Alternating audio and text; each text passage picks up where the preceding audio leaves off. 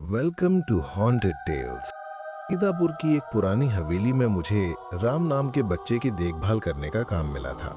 Car में बैठे हुए मैं हवेली को देख ही रही थी कि मुझे एक कॉल आई। हेलो, मैं सुमन, उम्मीद करता हूँ ड्राइवर आपको टाइम पर लेने पहुँच गया होगा। जी हाँ, मैं बस अभी पहुँची हूँ। मैं सुमन, इस जॉब को लेकर कुछ बातें मैंने आपको शुरू में ही बता दी थी। जब आप घर के अंदर जाएंगी तो आपको राम और उसकी केयरटेकर मिसेस चड्ढा मिलेंगी। जैसा कि मैंने आपको बताया था कि राम के पेरेंट्स की 5 महीने पहले एक एक्सीडेंट में मौत हो गई थी और आपसे पहले जो राम की देखभाल के लिए नानी रखी थी उसने राम को बहुत प्यार से रखा था। उम्मीद करता हूँ कि आप भी उन्हीं की तरह बेस्ट दिखाएंगी। मैंने कहा कि मैं अपनी तरफ से पूरी कोशिश करूंगी। मैं आपको राम के स्कूल से आया एक ईमेल सेंड किया है, प्लीज उसे देख लीजिएगा।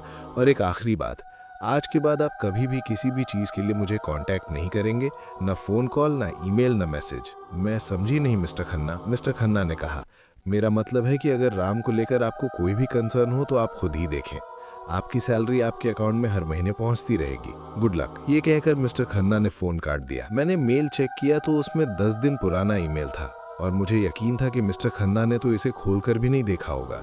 उसमें लिखा था कि राम को स्कूल से एक्सपेल कर दिया गया है। राम का बिहेवियर दिन भर दिन अजीब होता जा रहा था, मानो उसे बाकी बच्चों को नुकसान पहुंचाना अच्छा लगता हो। इसलिए बाकी बच्चों की सेफ्टी के लिए हमें उसे स्कूल से एक्सपेल करना पड़ रहा है। ये क्या, इस बच्चे के साथ तो थोड़ा केयरफुली डील करना पड़ेगा। तो उसके बाद मैं घर के अंदर चली गई।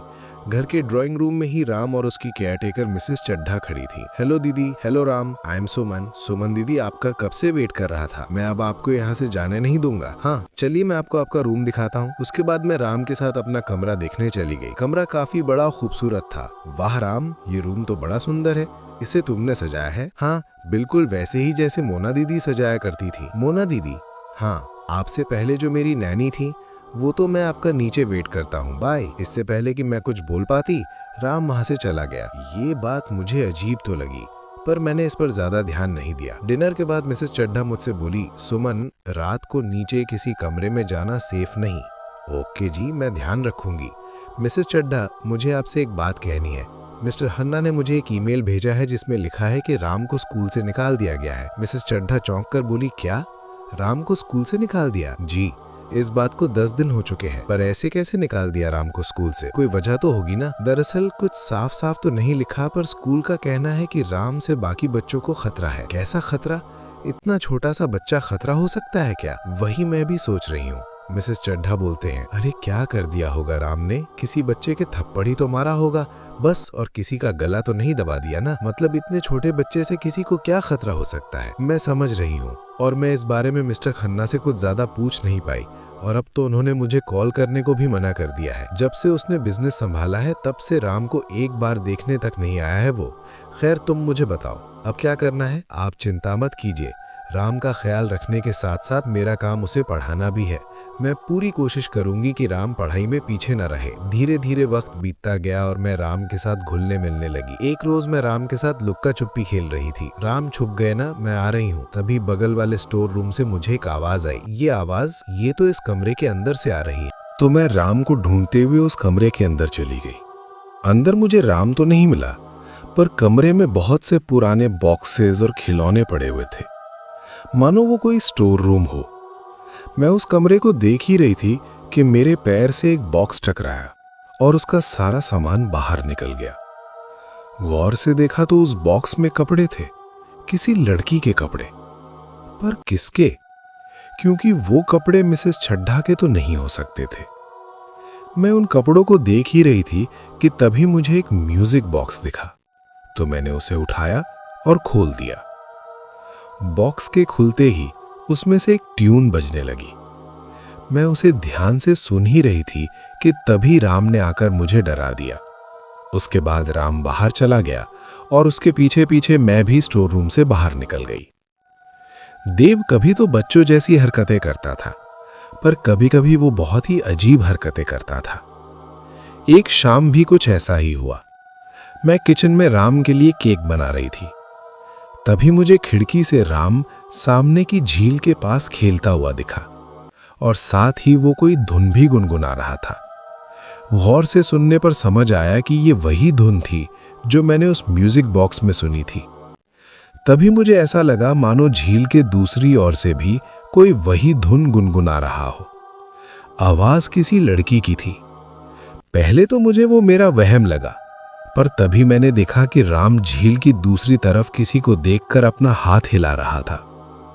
गौर से देखा तो झील की दूसरी तरफ कोई 20 या 21 साल की लड़की खड़ी थी और वो भी राम की तरफ देखकर अपना हाथ हिला रही थी। पर फिर अचानक वो वहां से गायब हो गई, मानो वहां कोई था ही नहीं। मेरा दिल जोरों से धड़कने लगा तो मैं भागी भागी राम के पास गई। राम, हाँ क्या हुआ दीदी? तुम अभी किसको बाय कर रहे थे लेक के उस पार? बाय? किसी को भी नहीं। राम, सच सच बताओ, लेक के उस पार कौन था? दीदी सच में कोई भी नहीं था।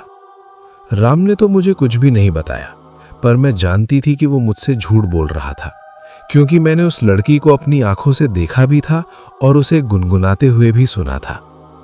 तो बस मैं वापस उसी स्टोर रूम में चली गई जहां मुझे वो म्यूजिक बॉक्स मिला था। मैंने उस म्यूजिक बॉक्स को दोबारा खोला तो उससे वही ट्यून बजने लगी जो राम गुनगुना रहा था। इससे ये तो साबित हो चुका था कि उस शाम मुझे कोई वहम नहीं हुआ था और राम सचमुच झूठ बोल रहा था। पर तभी मैंने देखा कि म्यूजिक बॉक्स के साइड में एक नॉब थी। मैंने जैसे ही उस नॉब को घुमाया, म्यूजिक बॉक्स के अंदर एक लड़की की फोटो दिखाई दी। वो फोटो किसी और की नहीं बल्कि उसी लड़की की थी जिसे मैंने झील के उस तरफ देखा था। इन सब से मुझे काफी घबराहट सी होने लगी थी, तो मैं सीधे म्यूजिक बॉक्स लेकर मिसेस चड्ढा के पास पहुंच गई। मिसेस चड्ढा, क्या आप इस लड़की को जानती हैं? हाँ। ये तुझे कहां से मिला? स्टोर रूम से। पर मना किया था ना बाई तरफ वाले हिस्से में जाने से, फिर क्यों गई तुम? मैं कोई जान के नहीं गई थी, बट वो जरूरी नहीं है। आप बस मुझे ये बताइए कि क्या आप इसे जानती हैं? हाँ जानती हूँ। कौन है ये? तान्या, देव की पिछली केयरटेकर। व्हाट? हाँ, और ये म्यूजिक बॉक्स भी उसी ने राम को दिया था। क्या राम और तान्या अभी भी मिलते हैं? क्या मतलब क्या है तुम्हारा? वो अभी भी राम से मिलने आती है, शायद आपको पता ना हो, पर आज मैंने इसे झील के पास देखा है। क्या? हाँ, और राम और ये एक दूसरे को देखकर अपना हाथ भी हिला रहे थे। क्या बकवास कर रही है? अरे मैं सच कह रही हूं, मैंने अपनी आंखों से देखा है। सुमन, ऐसा हो ही नहीं सकता। पर मिसेस चड्ढा, मैंने अपनी आंखों से देखा है। अब आप चाहो तो किसी घाट वाले से पूछ लो। सुमन बस कर, मैं बोल रही हूं ना, ये नहीं हो सकता। अरे पर क्यों? क्योंकि जिस तान्या की तू बात कर रही है उसको मरे हुए 2 महीने हो चुके हैं। व्हाट? हाँ, इसीलिए तूने जो देखा वो तेरा वहम होगा। पर आपने मुझे इस बारे में कभी बताया क्यों नहीं? और वो स्टोर रूम में सारा सामान उसी का है ना? जब वो मर चुकी है तो आप लोगों ने उसका सामान अपने पास क्यों रखा हुआ है? आखिर चल क्या रहा है यहाँ, मिसेस चड्ढा? पर मैं अब ये समझ चुकी थी कि इस हवेली में कुछ तो अजीब जरूर है, और जिस तरह से मुझसे चीजें छुपाई जा रही थी, मैं ये भी समझ चुकी थी कि ये पूरा परिवार मुझसे कोई बहुत बड़ी बात छुपा रहा है। इसलिए मैंने उसी रात उस हवेली को छोड़ने का फैसला कर लिया। पर मैं जैसे ही सामान पैक करके अपने कमरे से निकलने लगी, मेरे कमरे का दरवाजा अचानक लॉक हो गया। मैंने दरवाजा खोलने की बहुत कोशिश की पर वो नहीं खुला। तभी कमरे की लाइट्स एकदम से जलनी बुझने लगी। सुमन दीदी, मैंने कहा था ना, मैं आपको कहीं नहीं जाने दूंगा। अब आप हमेशा यहीं रहेंगी, मेरे पास। मैं यही सोच रही थी कि मैंने पालमपुर में नौकरी के लिए क्यों हाँ की। जिस बच्चे की मैं देखभाल करती हूँ उसी ने मुझे कमरे में बंद कर दिया है और अब खोल भी नहीं रहा है। राम, दरवाजा खोल दो प्लीज। राम प्लीज, बहुत हुआ, अब दरवाजा खोल दो। इतने में दरवाजा खुल गया। राम, ये क्या था? तुमने ये रूम बाहर से बंद क्यों किया? क्योंकि मैं नहीं चाहता आप मुझे छोड़कर चली जाओ। मम्मी पापा के एक्सीडेंट के बाद टानिया थी, अब मैं बिल्कुल अकेला हूं। ओ राम, प्लीज मत हो। तुम टानिया दीदी को बहुत मिस करते हो। जैसे मम्मी पापा इस दुनिया से चले गए, वैसे ही टानिया दीदी भी इस दुनिया से चली गई। टानिया का नाम सुनकर मानो मैं सुन पड़ गई। कल शाम को मुझे कुछ बहुत अजीब सा दिखा था। मैंने टानिया को देखा था झील के किनारे, राम के करीब। मैंने तुरंत मिसेस चड्ढा से पूछा कि टानिया यहाँ क्या कर रही है, पर उन्होंने मुझे बताया कि टानिया तो मर चुकी है। क्या ये सच में मुमकिन है? क्या इस हवेली में इंसानों के अलावा भी कुछ है? डोंट वरी राम, मैं हूं ना तुम्हारे साथ। मैं तुम्हें छोड़कर कहीं नहीं जाऊंगी, ओके? तुम बिल्कुल टेंशन मत लो। पता है इतनी रात को तुम्हें अपने कमरे के बाहर नहीं होना चाहिए। अरे, ये लाइट को क्या हो गया? चलो कोई नहीं, अभी आ जाएगी लाइट। तुम आराम से सो जाओ, ओके? मिसेस चड्ढा ने मुझे बताया था कि कैंडल किचन में रखी है। एक बार किचन में जाकर देखती हूँ, शायद वहां कैंडल रखी हो। थैंक गॉड मिल गई। कितना अंधेरा है। अच्छा हुआ मुझे कैंडल मिल गई, पर रूम तक वापस पहुंचना तो इम्पॉसिबल था। वहां क्या है? वहां तो कोई है। ये कौन है ऊपर स्टेज पर? ये मुझे ऐसे क्यों घूर रहा है? ओह नो, कैंडल कैसे बुझ गई? ऐसे कैसे हो सकता है? यहाँ तो कोई नहीं है। मुझे कोई तो दिखा था यहाँ। क्या हो गया है मुझे? ये जगह इतनी सुनसान है, शायद मुझे कुछ वहम हो रहा है। मुझे अभी सो जाना चाहिए। अपने रूम में पहुंचकर मैंने झटपट अपने कपड़े चेंज कर लिए। उसके बाद जब मैं लैंप ऑफ करने गई तो मेरी सांस ही अटक गई और दिल जोरों से धड़कने लगा। ये मैं क्या देख रही थी? ये आदमी फिर से? हे भगवान, अब कहाँ गया? यहाँ तो कोई नहीं है। कहीं कोई चोर तो नहीं? अगर ये हवेली का ही कोई आदमी है तो मिसेस चड्ढा को तो पता ही होगा। उनसे जाकर एक बार बात करनी पड़ेगी। कौन है? मैं हूं सुमन। क्या बात है, इतनी रात को यहाँ क्या कर रही है? सब ठीक है? हाँ मिसेस चड्ढा, सब ठीक है। एक बात पूछनी थी आपसे। गार्ड और माली के अलावा यहाँ प्रॉपर्टी के अंदर और कौन कौन है? इनके अलावा तो कोई नहीं है। माली देर शाम को चला ही जाता है, बस रामू रहता है। क्यों, क्या हुआ? और उन दोनों में से कोई भी हवेली के ऊपर वाले हिस्से में जा सकता है क्या? बिल्कुल नहीं, सवाल ही नहीं पैदा हो सकता। बड़े साहब और मेम साहब के गुजरने के बाद वहां कोई भी नहीं जाता। क्यों पूछ रही हो? वो मुझे लगा जैसे मैंने वहां किसी को देखा। सीढ़ियों पर एक आदमी था। हो ही नहीं सकता। पर मिसेस चड्ढा, सिर्फ सीढ़ियों पर ही नहीं, मुझे ऐसा लगा जैसे वो आदमी मेरे कमरे की खिड़की के ठीक बाहर भी खड़ा था। कहीं कोई चोर तो नहीं? मैं तो खन्ना परिवार के यहाँ 25 साल से काम कर रही हूँ। इधर कोई चोर कभी भी नहीं आया। तो चिंता ना कर, देर रात तक जागने से वहम हो सकता है। जा, सो जा। मुझे लगा कि शायद मुझे ही वहम हुआ होगा। आखिर वो जगह थी भी इतनी शांत कि मेरी जगह और कोई होता तो शायद वो भी यही महसूस करता। बस यही सोचकर मैं अपने कमरे में सोने चली गई। इतना थक जाने के बावजूद मुझे नींद ही नहीं आ रही थी। जब भी मैं आंखें बंद करती, उस आदमी का चेहरा अचानक मेरे सामने आ जाता। खैर, थोड़ी देर बाद मुझे नींद आ ही गई। अगले दिन लंच के बाद मैं और राम गार्डन में खुली हवा के मजे ले रहे थे। कितनी सुंदर प्रॉपर्टी है ये, और कितनी बड़ी भी। घूमने निकलो तो इसका एक चक्कर भी एक बार में पूरा ना हो। ये फूल कितने प्यारे हैं, ये चाय के बागान। कल की रात अब बस एक बुरे सपने जैसी लग रही है। राम भी कितना एंजॉय कर रहा है उस रंग बिरंगी तितली के साथ। ये छत पे कौन खड़ा है? पर वहां ऊपर तो कोई भी नहीं जाता। ये तो वही आदमी है जो कल रात मुझे दिखा था। ये नीचे किसे ढूंढ रहा है? राम कहाँ चला गया? अभी तो यहीं था। राम, राम, वो आदमी कहाँ गया? अभी तो मुझे दिखा था। दीदी, दीदी, मैं यहाँ हूँ। क्या हुआ आपको? आप चीखी क्यों हो? राम, तुम ऐसे अचानक पीछे से आ गए तो मैं थोड़ा डर गई थी। कहाँ चले गए थे तुम? चलो चलो, मेरे साथ अंदर चलो, शाम हो रही है। उस आदमी को फिर से छत पर देखकर मैं बहुत ज्यादा डर गई थी। मैं राम को तुरंत उसके कमरे में ले गई। राम, चलो अपनी चेयर पर बैठ जाओ। तुम्हें जो कल मैंने पढ़ने के लिए कहा था वो चैप्टर अभी कंप्लीट कर लो, ओके? उसके बाद बेड टाइम। बाहर मत जाना, ठीक है? अंधेरा हो रहा है। मैं बस अभी आई, ओके? दीदी। राम को उसके कमरे में छोड़कर मैं मिसेस चड्ढा से मिलने आ गई। मैंने सोच लिया था कि मैं पता करके ही रहूंगी कि वो आदमी कौन था। मिसेस चड्ढा हर बार की तरह किचन में चाय बना रही थी। मिसेस चड्ढा, कोई है जो यहाँ हवेली में खुलेआम घूम रहा है। वो कोई स्टाफ नहीं है, कोई काम करने वाला नहीं है, पर वो फिर भी यहाँ है। कल रात मैंने उसी आदमी को सीढ़ियों पर और अपने रूम के बाहर खिड़की के पास देखा था, और अब मुझे वो फिर से छत पर दिखा। अजीब बात यह है कि वो सिर्फ मुझे ही दिख रहा है, न आपको न किसी और को। ठंड रख पुत्र, बैठ, आजा, अब आराम से बता मुझे, दिखता कैसा था वो?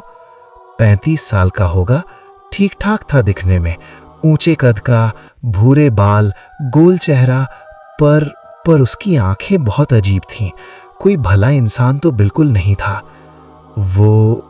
नहीं, ये कैसे हो सकता है? क्या आप जानती हैं उसे? कपड़े क्या पहन रखे थे उसने? वेस्ट कोट पहना था। हाँ, बहुत ढीला ढाला, जैसे किसी और का हो। आपको कैसे पता कि उसने वेस्ट कोट पहना है? रंजीत, खन्ना साहब का खास आदमी।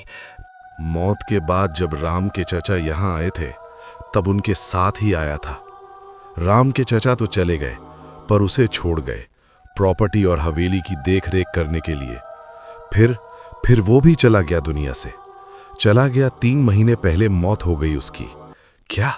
तो मैंने जिसे देखा वो, ओ गॉड, तभी उसकी आंखें इतनी अजीब सी थीं।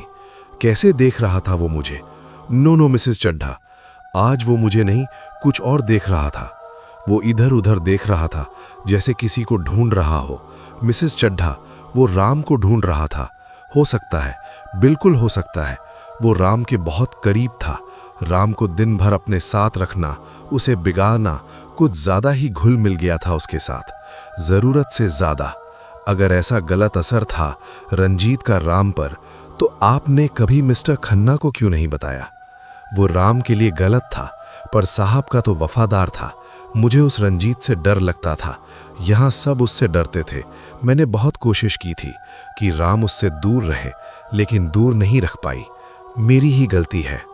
शांत हो जाइए मिसेस चड्ढा, जो हो गया सो हो गया।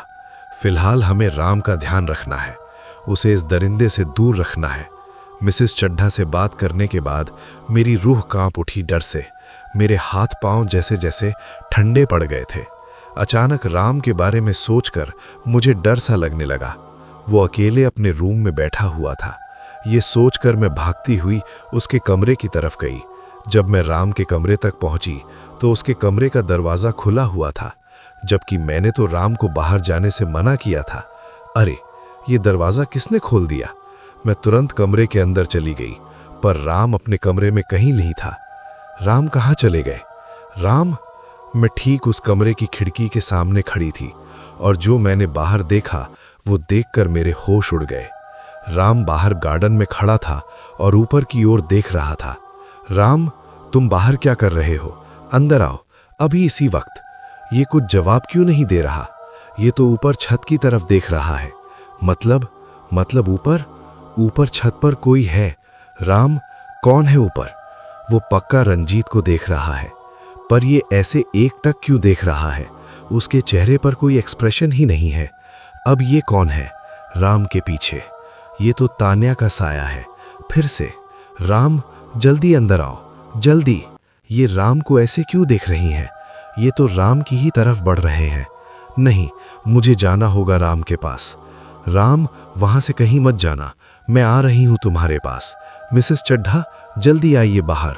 मैं भागते हुए राम के पास पहुंची। तान्या का साया तेजी से हमारी ओर बढ़ रहा था। उसका ध्यान सिर्फ और सिर्फ राम पर था, पर मैंने भी सोच लिया था कि मैं राम को कुछ नहीं होने दूंगी। बस मैं उसी वक्त राम को घर के अंदर ले आई। मिसेस चड्ढा कहने लगी, क्या हुआ तुम दोनों बच्चों को? तुम दोनों इतने अंधेरे में हवेली के बाहर क्या कर रहे थे? बताओ राम, तुम बाहर क्या कर रहे थे? दीदी, मैं तो अपने रूम में था, मुझे कुछ याद नहीं मैं यहाँ कैसे पहुँचा। कोई बात नहीं बेटा, अभी ऊपर चलकर सो जाओ, कल बात करेंगे। मैं तो जैसे सदमे में चली गई थी। एक तरफ हवेली के ऊपर रंजीत का भयानक साया, दूसरी तरफ काले कपड़ों में पानी के अंदर से निकलता हुआ तान्या का साया, और बीच में मैं और राम। जब मिसेस चड्ढा राम को सुलाकर वापस आई तो मेरे पास उनके लिए अनगिनत सवाल थे। सुमन बेटा, क्या हुआ था आज? हालत देख अपनी। बेचारा राम भी बहुत डरा हुआ था। बड़ी मुश्किल से सुलाया है उसे। मुझे कुछ समझ नहीं आ रहा है मिसेस चड्ढा, ये सपना है या हकीकत। मेरे हाथ पांव तो अभी भी कांप रहे हैं। मैं जब राम के कमरे में गई तो वो वहां था ही नहीं। खिड़की से देखा तो नीचे अकेले खड़ा हवेली की छत की तरफ देख रहा था और मुझे अंदाजा हो गया कि रंजीत ही होगा वहां पर। इतने में वो तान्या वहां झील में से निकलकर राम की तरफ आने लगी। बस मैं तभी नीचे भागी और राम को उठाकर अंदर ले आई। आखिर ये दोनों अभी तक यहाँ क्यों भटक रहे हैं? मुझे लगता है ये दो आत्मा तो जरूर हैं, लेकिन उनका मकसद एक ही है। उन दोनों को राम चाहिए, लेकिन क्यों? वो दोनों ऐसा क्यों चाहेंगे? वो दोनों राम के बहुत करीब हुआ करते थे। तुम सही कह रही हो, पहले वो दोनों राम के बहुत करीब थे, पर अब उन्हें राम से क्या चाहिए? वो किस काम आ सकता है उनके? एक आत्मा को भला क्या चाहिए? हो सकता है एक शरीर। मैं हैरान थी और हद से ज्यादा डरी हुई भी। राम, वो बच्चा जिसकी मैं सीतापुर की सुनसान हवेली में देखभाल करने आई थी, वो दिन ब दिन अजीबोगरीब हरकतें करने लगा था। जो दो आत्माएं मुझे पहले दिन से दिख रही थी, उनको राम ने भी देखा था, लेकिन चौंका देने वाली बात ये थी कि वो दोनों आत्माएं यहाँ के केयरटेकर मिसेस चड्ढा को नहीं दिख रही थी। मिसेस चड्ढा, आप बिल्कुल सही कह रही हैं। आत्मा को तो शरीर चाहिए होता है, पर राम का शरीर ही क्यों? और वो तो दो है। ये तो मुझे नहीं पता, पर मैं ये जरूर कह सकती हूँ कि तान्या और रंजीत दोनों राम के बहुत करीब थे। आखिर मिस्टर एंड मिसेस खन्ना की मौत के बाद तान्या ही तो ध्यान रखती थी राम का। क्या सिर्फ यही वजह होगी कि वो मरने के बाद भी यहीं घूम रही है? बहुत अच्छी थी तान्या, बहुत प्यार करती थी राम से। पहले ही दिन से उस रंजीत की नजर थी उस पर। राम के चाचू उनका खास था वो, और इस हवेली का केयरटेकर भी। क्यों, कुछ था उन दोनों के बीच? क्या नहीं था ये पूछो। सब हदें पार कर दी थी उन दोनों ने। तान्या इतनी पढ़ी लिखी समझदार थी, फिर भी उस रंजीत के प्यार में पड़ गई। शर्म हया का कोई लिहाज नहीं था उन्हें। एक बार तो मैंने उन्हें बड़े साहब और मेम साहब देख कमरे में छी छी। पर आप तो कह रही थी कि राम पूरा दिन रंजीत के साथ ही रहता था। वही तो, वो राम को अपने पास ही रखते थे हर वक्त। मैंने कितनी बार टोका तान्या को, पर वो कहती थी कि राम उसकी जिम्मेदारी है, मेरी नहीं, इसलिए मुझे अपने काम से मतलब रखना चाहिए। और आपने उसकी बात मान ली? बच्चे मासूम होते हैं, पर ऐसी चीजों को भूलते नहीं हैं।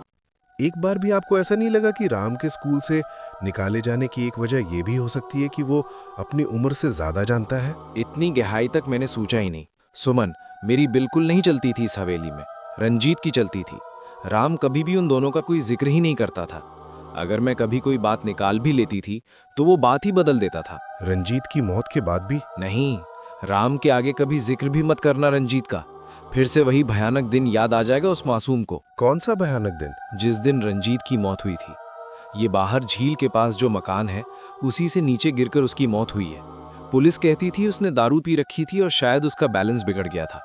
सर पर गहरी चोट थी उसके। आप उसी झील के बारे में बात कर रही हैं ना, जहां मैंने तान्या के साय को 2 बार देखा था, मिसेस चड्ढा? अब मुझे समझ आया, वो राम को अपने साथ ले जाना चाहते हैं। नहीं सुमन, ऐसा मत बोल। मिसेस चड्ढा, मुझे सब बताइए, क्या राम यहीं था जब रंजीत की मौत हुई? हाँ, राम घर ही था उस वक्त। रंजीत की लाश सबसे पहले राम ने ही देखी थी। इसका मतलब राम को छुपा रहा था। सुमन, कल मंदिर चलते हैं। अब तो भगवान ही कोई रास्ता दिखाएगा। अब जाओ और सो जाओ, रात बहुत हो गई है ना। हाँ, आप भी सो जाइए, नींद भी नहीं आ रही है। पहले पेरेंट्स की डेथ और फिर रंजीत की बॉडी को भी राम ने देखा। क्या क्या दबा रखा है राम ने अपने अंदर। कल बात करूंगी मैं राम से। अगले दिन हम सवेरे मंदिर गए। अच्छा लग रहा था वहां, रौनक थी, सुनसान नहीं था हवेली की तरह। सुमन, तुम राम के साथ यहीं रुको, मैं दर्शन करके आती हूँ। हाँ जी, मैं वैसे भी यहीं थोड़ी देर शांति से बैठना चाहती हूँ। आप जाइए, हम यहीं मिलेंगे आपको। अब जाके राम के साथ शांति से बैठने को मिला है। राम, कुछ देर अपनी आंखें बंद करके बैठो और कुछ मत सोचो। ये तो मिसेस चड्ढा खड़ी है वहां, ये तो किसी से बात कर रही हैं। ये कौन है पिलर के पीछे? एक बार उधर जाके देखो। राम तो आराम से बैठा है यहाँ। एक बार देखती हूँ, मिसेस चड्ढा ऐसे परेशान क्यों लग रही हैं? मिसेस चड्ढा, सुमन, तुम यहाँ क्या कर रही हो? मुझे देखते ही वो आदमी भाग खड़ा हुआ। अरे, वो आदमी ऐसे भागा क्यों? किससे बात कर रही थी आप? कौन था वो? कोई नहीं सुमन, ऐसे ही मेरे गांव का था, यूं ही मिल गया तो बातें करने लगा। हाँ, पर वो मेरे आते ही भागा क्यों? क्या छुपा रही हैं आप मुझसे? बताऊंगी, पर ये जगह ऐसी बात करने के लिए ठीक नहीं है। घर चलो, फिर सब बताऊंगी। तुम राम को लेकर आओ, मैं ड्राइवर को बुलाती हूँ। इतना सब कुछ होने के बाद भी मिसेस चड्ढा मुझसे कुछ छुपा रही थी। जैसे ही हम घर पहुंचे, मैंने सोच लिया था कि आज तो सब कुछ जानकर ही रहूंगी। अब तो राम भी अपने रूम में गया। अब बताइए मुझे। ठीक है, कैसे बताऊं तुम्हें? मुझे खुद नहीं पता कि क्या सच है क्या झूठ, पर तुम्हें जानना है तो सुनो। हवेली का पुराना गार्ड था। जब रंजीत के मरने के बाद मैं अपने घर गई थी, तब उसने मेरे पीछे ही नौकरी छोड़ दी थी। आज वो गार्ड इधर टकरा गया। उसने मुझे कुछ ऐसा बताया कि मेरे रोंगटे खड़े हो गए। वो बोला कि तानिया की मौत हवेली में हुई थी। क्या? पर आपने तो मुझे ये कहा था कि तानिया घर चली गई थी और वहीं उसकी मौत हुई। पर वो तो यहीं थी। फिर झूठ क्यों बोला उन्होंने? वो गार्ड बोल रहा था कि खन्ना साहब बहुत डर गए थे। उन्होंने पुलिस को खिला पिलाकर केस भी रफा दफा करवा दिया। किसी को कानो कान खबर नहीं होने दी कि तानिया की मौत इसी हवेली में हुई थी। अनाथ थी ना, आगे पीछे कोई पूछने वाला नहीं था। लेकिन क्यों? पहले ही रंजीत की मौत से शोर हो रखा था। इतनी जल्दी एक और मौत हवेली में? एक और लाश? उस पुराने गार्ड ने नौकरी अपनी मर्जी से नहीं छोड़ी, क्योंकि उसने कुछ देखा था उस रात जिससे वो डर गया था। वो खुदकुशी नहीं थी सुमन बेटा, तानिया का कत्ल हुआ। क्या? मर्डर? पर किसने और क्यों? हवेली में तो सिर्फ मिस्टर खन्ना और वो घर ही होंगे उस वक्त। उस गार्ड ने क्या देखा कि तानिया का मर्डर किसने किया? नहीं, वो कह रहा था कि रो की तरह वो रात को एक बार हवेली के बाहर चक्कर लगा रहा था, फिर एक कोने में सिगरेट पीने बैठ गया। सिगरेट पीते हुए जब उसने ऊपर देखा तो चौंक गया। हवेली की छत पर तानिया खड़ी थी। इससे पहले कि वो कुछ और सूझ पाता, दो हाथ तानिया के पास आए और अगले ही पल वो नीचे गिर गई। उसी पल उसने दम तोड़ दिया। मिसेस चड्ढा, आप घर गई थीं। गार्ड बाहर खड़ा सिगरेट पी रहा था। रह गए मिस्टर खन्ना। कहीं तानिया को धक्का मिस्टर खन्ना ने तो नहीं दिया? ना, क्योंकि तानिया के गिरने के बाद जब वो गार्ड भागकर हवेली के अंदर गया तो खन्ना साहब वहीं हवेली में बैठे कुछ फाइल्स पढ़ रहे थे। कोई भी इतनी जल्दी छत से नीचे नहीं आ सकता। तो आपके कहने का मतलब है कि कोई तीसरा आदमी था ऊपर? मुझे नहीं पता सुमन। कहना तो वो कुछ और भी चाहता था, पर बात उसकी जुबान पे आकर रुक गई थी। वो ऐसे डर रहा था कि जैसे कुछ बोल देगा तो उसकी जान पे बन जाएगी। क्या पता कोई आदमी हो ही ना, क्या पता वही बच्चा हो। मुझे भी यही डर है। राम? लेकिन क्यों?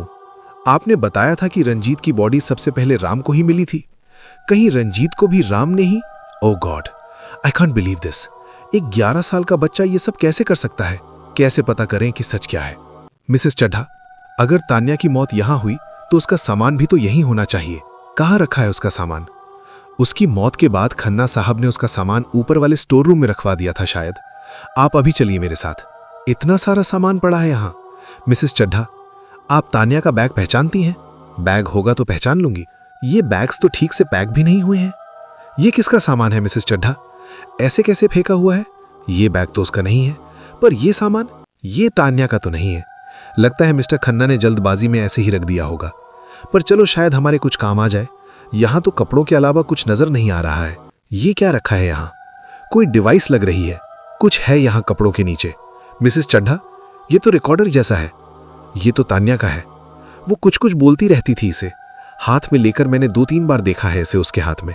हाँ, ये तो ऑडियो रिकॉर्डर है। इसे चलाकर देखते हैं मिसेस चड्ढा।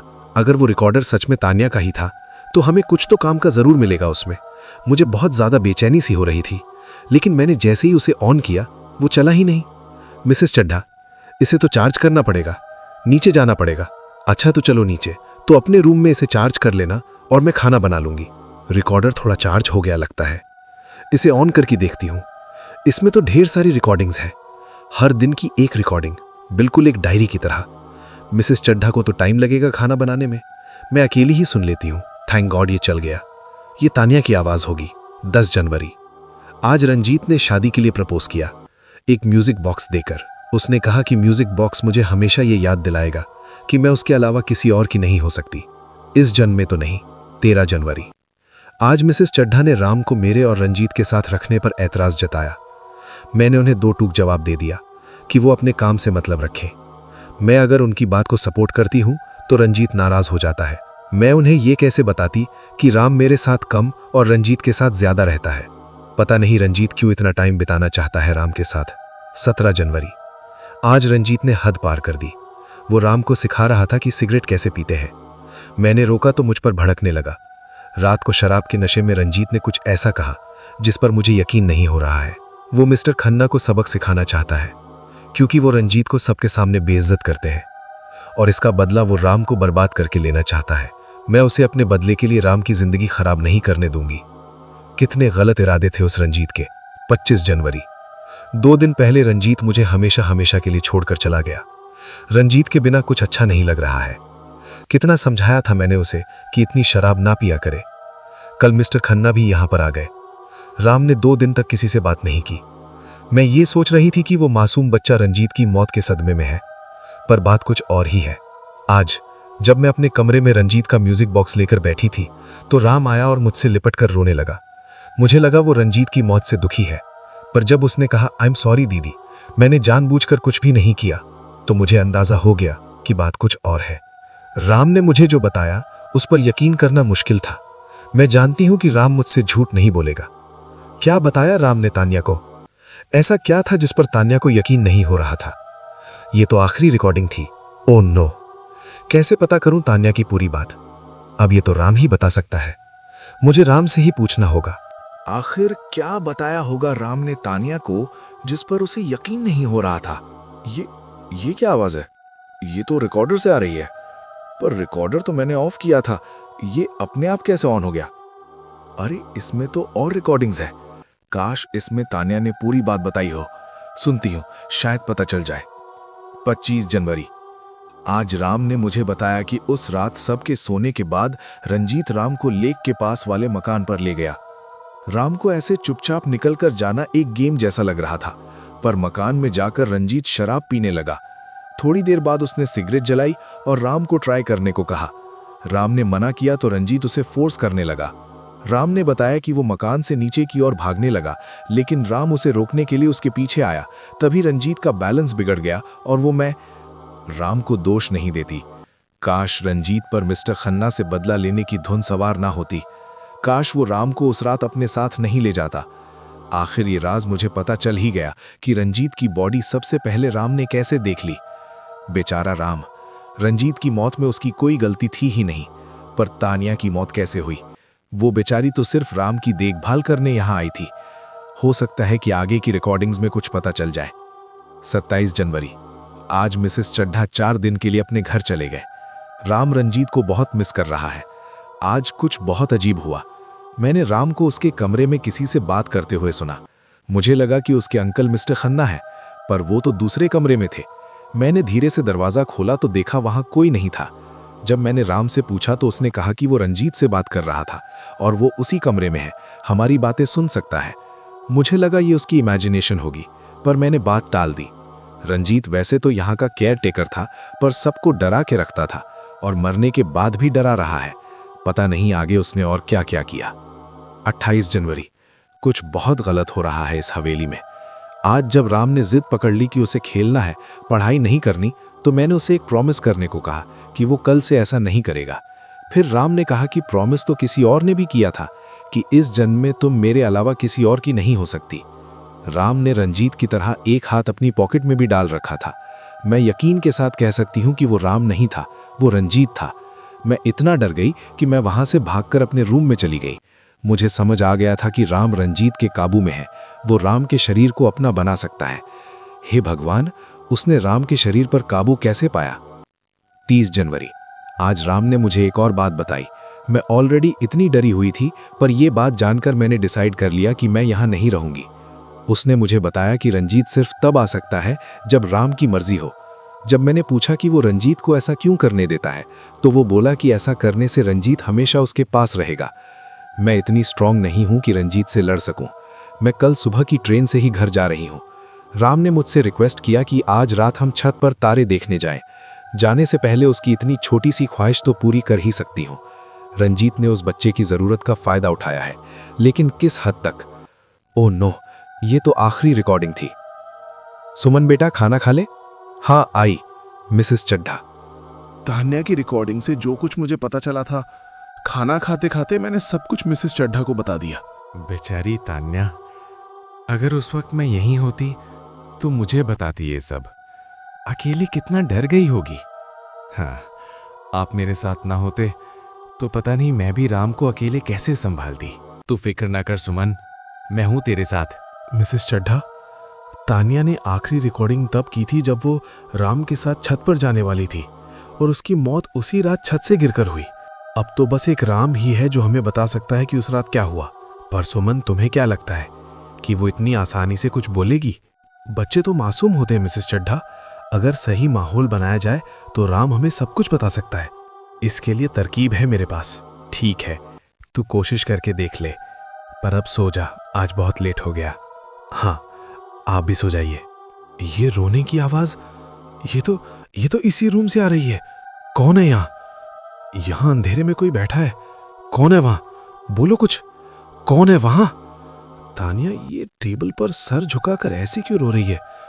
मुझसे क्या चाहिए इसको? कुछ बोलती क्यों नहीं? तानिया को वहां देखकर मैं शॉक में चली गई। आखिर ये रूम भी उसी का था। मेरी चीख सुनकर मिसेस चड्ढा वहां भागी भागी चली आई, पर उन्होंने जैसे ही लाइट ऑन की, उस रूम में मेरे और मिसेस चड्ढा के अलावा कोई और नहीं था। सुमन, क्या हुआ? मुझे चिल्लाने की आवाज आई थी। कहाँ गई वो? अभी तो यहीं थी। कौन था यहाँ सुमन? कुछ बताएगी बेटा? मिसेस चड्ढा, तानिया थी यहाँ, उस चेयर पर बैठी थी। ये टेबल पर क्या है? पानी? नहीं, ये आंसू है, और आंसुओं से कुछ लिखा हुआ लग रहा है यहाँ। उसे बचा लो। किसे बचाने के लिए बोल रही है? हाँ बेटा, ये तो वही लिखा है, पर किसको बचाने को बोल रही है वो पता नहीं। शायद राम। सुमन बेटा, आराम से सो जाओ, सुबह ठंडे दिमाग के साथ सोचना। मैं भी सोने जा रही हूँ। मिसेस चड्ढा के जाने के बाद मैं बेड पर लेट गई। मैं इतना डरी हुई थी कि मैंने लाइट तक ऑफ नहीं की।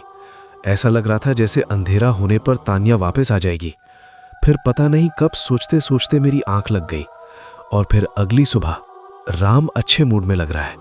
अगर मैं आज इसे छत पर तारे दिखाने ले जाऊं तानिया की तरह, तो क्या ये मुझसे खुलकर बात करेगा? राम, आज रात हम छत पर तारे देखने चले? सच में सुमन दीदी? हाँ, पिछली बार। हाँ बोलो राम, पिछली बार क्या? नहीं, कुछ नहीं, मैं भूल गया। मैं ना बहुत एक्साइटेड हूं तारे देखने के लिए। गुड, अब अपना होमवर्क कंप्लीट कर लो जल्दी से। अंधेरा होते ही मैं राम के रूम में वापस गई, लेकिन वो वहां नहीं था। अरे, राम तो अपने कमरे में है ही नहीं। राम, कहाँ गए तुम राम? कहीं अकेला छत पर नहीं चला गया? ऊपर जाकर देखती हूँ। थैंक गॉड, मिल गया राम। तुम अकेले यहाँ आ गए, मेरा वेट नहीं कर सकते थे? सॉरी दीदी, बहुत दिन हो गए मुझे ऐसे तारों को देखे हुए। लास्ट टाइम तानिया के साथ आए थे ना? आपको कैसे पता? मुझे सब पता है राम, तानिया ने खुद बताया है मुझे। कैसे? तानिया दीदी तो मर गए। देखो राम, अब तुम मुझसे सच बोल सकते हो। हम दोनों जानते हैं कि रंजीत और तानिया जिंदा ना होते हुए भी यहाँ मौजूद है। हाँ, पर रंजीत अंकल हैं, पर तानिया दीदी वो कहाँ है? मैंने उन्हें कभी नहीं देखा। ये तो बड़ी अजीब बात है कि राम तानिया को नहीं देख सकता। इसका मतलब उस दिन लेक के पास भी सिर्फ मैंने ही तानिया को देखा, राम ने नहीं। शायद इसीलिए तानिया मेरी मदद चाहती है। राम, मैं जानती हूँ कि तुम्हें अपने रंजीत अंकल बहुत अच्छे लगते हैं, पर यह सब इतना सिंपल नहीं है। तानिया को तुम्हारी बहुत चिंता है, पहले भी थी और आज भी है। जब वो जिंदा थी तब वो तुम्हें बचा नहीं पाई, पर वो अब तुम्हें मेरे जरिए बचाना चाहती है। और मैंने उन्हें मार दिया। मैं बहुत बुरा हूं दीदी, मैं बहुत बुरा हूं। नहीं राम, नहीं, तुम बुरे नहीं हो। तुम अगर बुरे होते तो तानिया क्यों तुम्हें बचाना चाहती? गलत रंजीत था, है ना? मैंने जब रंजीत अंकल को उनकी डेथ के बाद पहली बार देखा तो मैं बहुत खुश हुआ, क्योंकि मुझे लगता था कि मेरी वजह से ही वो उस दिन नीचे गिरे। उन्होंने मुझे माफ कर दिया और बोले कि वो मेरे साथ ही रहेंगे, पर तानिया दीदी को वो नहीं दिखे थे। शायद इसीलिए दीदी डर गई। जब मैंने उन्हें बताया कि अंकल वापस आ गए हैं, तानिया दीदी हमें छोड़कर जाने लगी, हमेशा के लिए।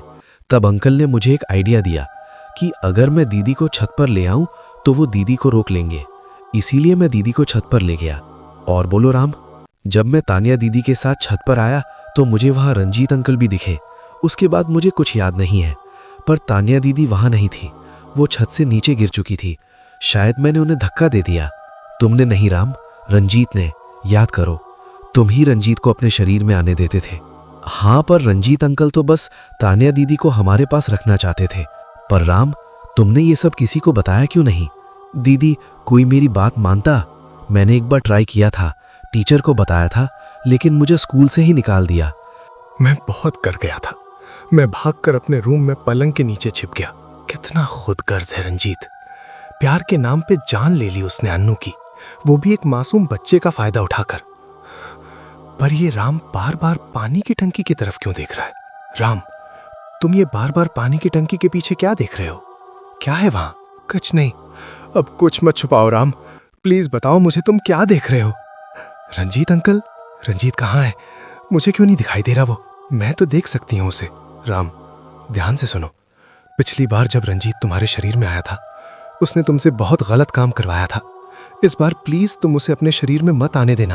पर अंकल ने कहा है कि ऐसा करने से वो मेरे पास रहेंगे। अगर मैंने ऐसा नहीं किया तो वो हमेशा के लिए चले जाएंगे। राम सुनो मेरी बात, ये सब रंजीत अपने मतलब के लिए कर रहा है, तुम्हारे साथ रहने के लिए नहीं। और तुम्हारे पास मैं हूँ, मिसेस चड्ढा है, समझे? तुम्हें रंजीत की जरूरत नहीं है।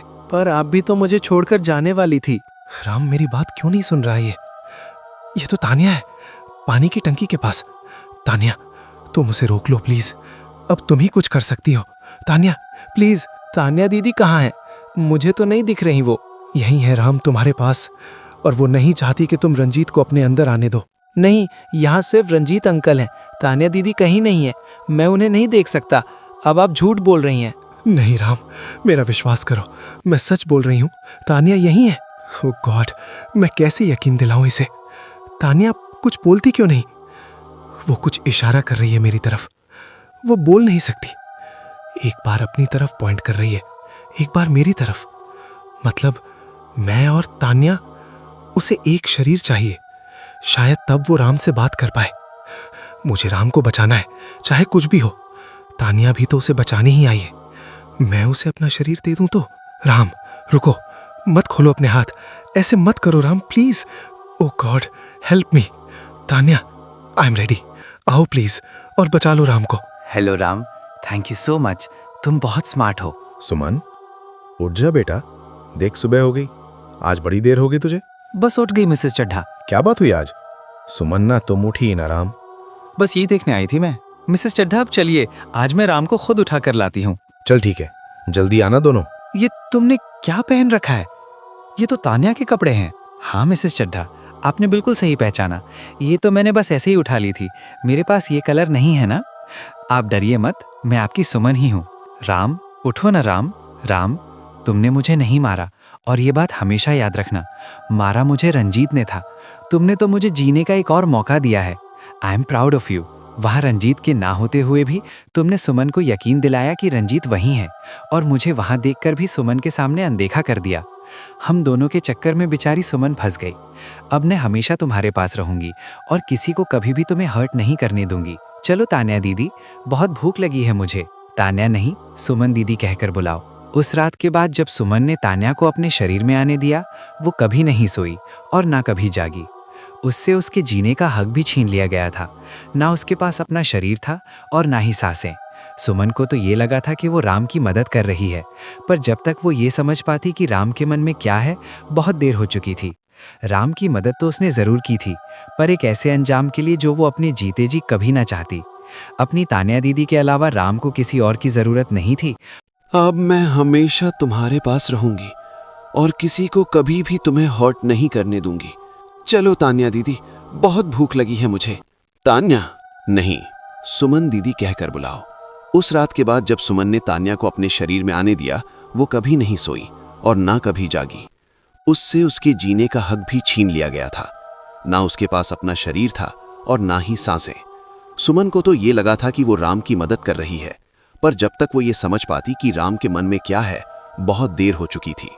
राम की मदद तो उसने जरूर की थी, पर एक ऐसे अंजाम के लिए जो वो अपने जीते जी कभी न चाहती। अपनी तान्या दीदी के अलावा राम को किसी और की जरूरत नहीं थी, और अब वो उसे वापस मिल चुकी थी सुमन के शरीर में।